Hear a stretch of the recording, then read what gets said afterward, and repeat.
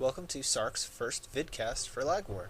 So usually I run a podcast for engineers, but this week I wanted to do one for Lagwar, and it means I don't have to write. I can be a little bit more creative with things I put up, and I think it'll be more instructional for what I want to show this week. This week I'm going to go over Cadron Valley, which is the Dwarf versus Greenskin pairing. It's the last zone before you push the Dwarf Fortress. I would do Thunder Valley first, which is the neutral starting zone, except I haven't seen it in about a month. Every time I log on, either we've been pushed back to this point after a fortress attempt, or we just haven't done anything about it as a realm, and so we've been sitting in Cadron Valley for a long time. So here I start with that. Today I'm obviously an order character. I run an engineer, as you'll see. So my presentation will be slanted towards order. I'm trying to get a few destruction perspectives in there from the other Lagwar members, and hopefully I'll have those in by the time this releases. But if not, there are still things destruction can learn from this podcast. I'm going to go over the BFOs, a little bit of information about the keeps. There's not too much to say in this zone.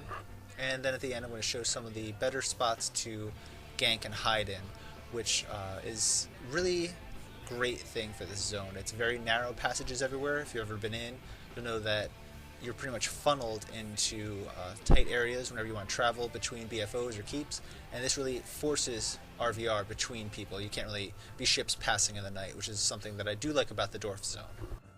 Alright, so you'll see here I am at Hardwater Falls, the northern battlefield objective, circling it on the map there.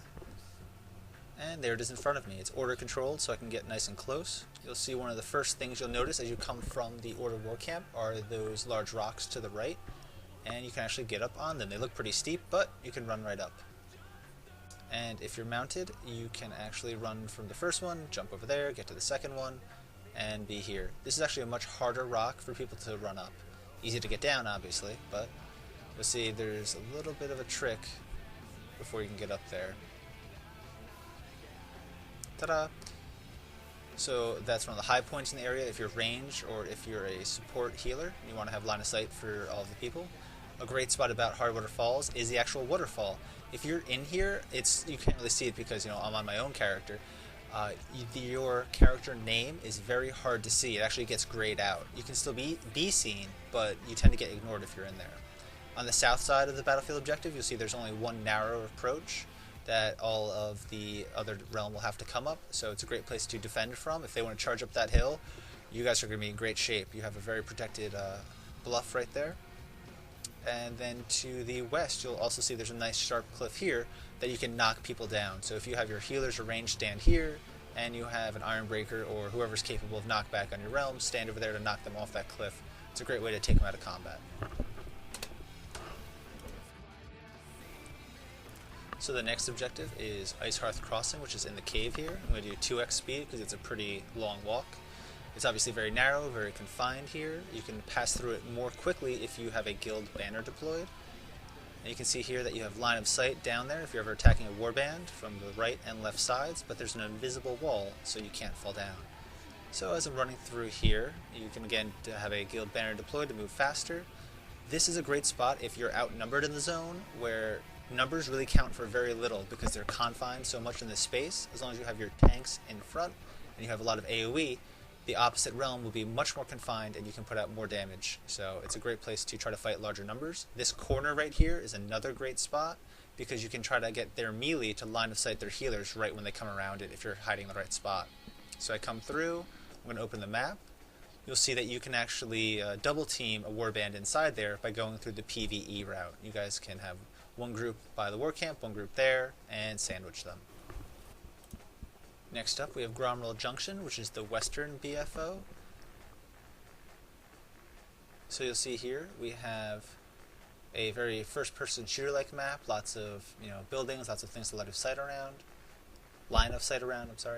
You can go under here and effectively hide and ambush a small group that's coming. You can't fit too many people under there. And an overview is you can see that there are buildings on the perimeter, and there's actually one or two things that you can jump up on. You'll see that there's a wrecked train cart you can jump on. Back here, moving at 2x speed now, there's actually a lair. I'm not sure who's in here, but it is a lair of some sort. And almost there. Ta-da! Here's a lair door, and it has something to do with the steam valves outside. I really don't know exactly, but there I am on the map.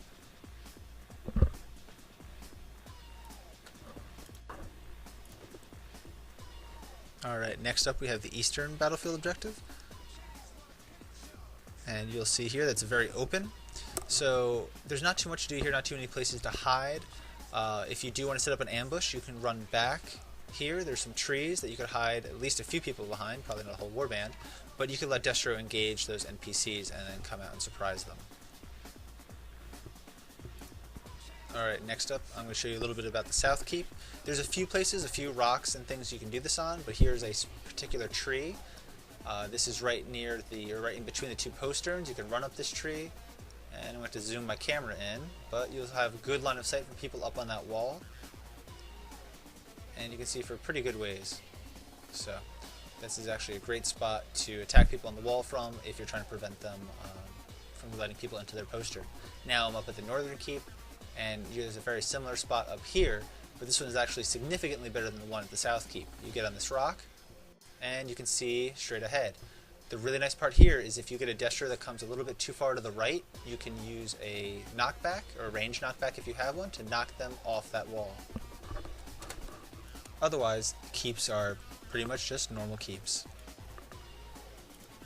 Alright, next up I'm going to start showing a few places that you can have a warband set up to gank. Right here, south of the Northern Keep, on the map I showed you, you'll see that you're very high up. People won't really be looking up the walls much, and you can hide a warband up here, and as they're approaching the Northern Keep, you let the head of the column pass, because usually people don't travel in a group, and then you just come down here and you smash into them from the side. By the time they realize what's going on, everybody in front will have to turn around, and you should have at least a few of them dead, and you'll have the advantage of numbers, and you'll have split the warband in half. Now moving down to a gank spot right north of that lake. So you can hide here in these rocks, and you can come out this side to look at the lake, or you can come out and go the opposite way. So you just want to make sure you have one scout outside because you don't really have any line of sight to the road when you're hiding in here. Again, you always want to let the head of a column pass and try to ambush when you have half the people in front, half the people behind, and you're going to separate them from their healers. And there it is. So now I'm at another gank spot. This one is to the southwest. It's closer to the Destruction War Camp. This is a great one because you actually have a great avenue of escape here, so you can run up this way. So you have the height advantage again, so that you won't be seen unless people are looking up and to their right. As well, you can have people hide all the way up here in the actual PvE zone, where knockbacks will be very efficient if they try to charge at you guys. So you can hang out here and be relatively safe, waiting for a warband of the opposite faction to blunder by so you can steamroll them. And it's pretty easy to get down. The next gank spot is here. It's closer to Gromwell Junction. And there we are. You can see it, you're looking down again. People don't really look up much, so you'll have a pretty safe avenue here. You can have people hide back away from line of sight down to the bottom so you won't be seen. You can have one scout, witch hunter or witch elf stand up there and really get a long line of sight. And you can see again that you do have an avenue of escape. You can take that PvE route right up there and you can back up. So again, just like in the Ice Hearth Crossing, you could funnel all of the Destro into, or all of the Order as the case may be, into a narrow space if you have to retreat. And there we are overlooking the Southern Keep. And that pretty much does it for my Cajun Valley overview. You can see a few good spots that you'll want to use if you're at a battlefield objective or if you want to be ganking. Those are some good spots I showed you towards the end. If you also look at my post that's going to accompany this, you'll see that I have a map of the amount of time it takes to get between battlefield objectives, which can hopefully help you to figure out what you can make it to from certain locations if you can stop a capture. This is actually going to be something very important to know since Mythic is coming out with the holding battlefield objectives and holding keeps mechanic for earning victory points. That does it for my first vidcast. This is Sark, heading out.